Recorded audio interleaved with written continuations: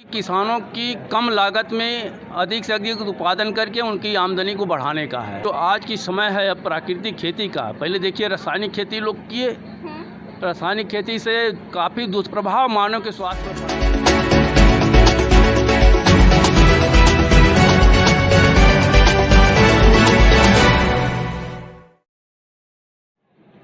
नमस्कार, देवरी दर्पण में आपका स्वागत है। मैं अनुराधा सिंह मिर्जापुर से। आज हम आए हुए हैं पहाड़ी ब्लॉक के प्रांगण में। यहाँ पे कृषक गोष्ठी कार्यक्रम हो रहा है। इस कार्यक्रम के बारे में आइए हम इनसे बात करते हैं। क्या बताना चाहते हैं किसानों को खेती करने के बारे में? जनपद सलाहकार कृषि विभाग। सर, ये कृषक गोष्ठी कार्यक्रम का क्या उद्देश्य है?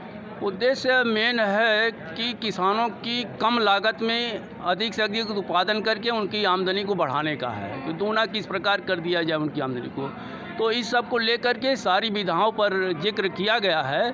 पूरी डिटेल चर्चा की गई है। किस प्रकार किसान बीज लगाने से लेकर के उनको बीज उपचारित करके लगावें और लाइन से बुआई करें, और जो DAP खाद वगैरह दे रहे हैं उसको सही तरीके से दे करके 100% उसके जो पोषक तत्व हैं उपयोग करें, पौधे उपयोग करें उसका, और उनकी आमदनी जनरेट हो।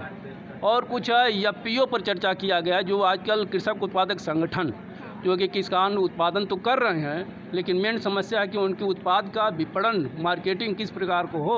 तो कृषक उत्पादक संगठन किसान की ही कंपनी अपनी बना करके उसका अपना उत्पादन, किसानों का जो उत्पाद है वो बाहर दूसरे स्टेट में विदेश में बेच करके जो इनकम है वो किसानों के जो शेयर है उस हिसाब से किसानों का पैसा दे करके उनकी आमदनी को बढ़ा सकते हैं, किसान समृद्ध हो सकता है। सर, अभी आप लोगों ने बताया कि प्राकृतिक तरीके से कृषि किया जाता है, और ये प्राकृतिक तरह से कृषि कैसे किया जाता है, आप क्या बताना चाहेंगे इसके बारे में? प्राकृतिक खेती मैडम, जो आज की समय है अब प्राकृतिक खेती का। पहले देखिए रासायनिक खेती लोग किए, रासायनिक खेती से काफ़ी दुष्प्रभाव मानव के स्वास्थ्य पर पड़ा और पड़ रहा है। फिर जैविक खेती पर आए।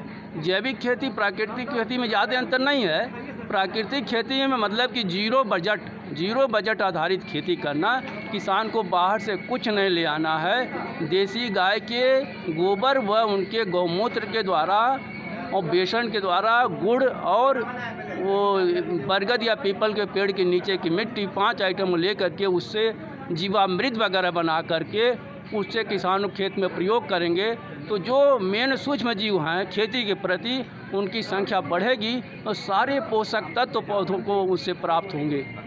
प्राकृतिक खेती से किसानों को क्या क्या लाभ होंगे?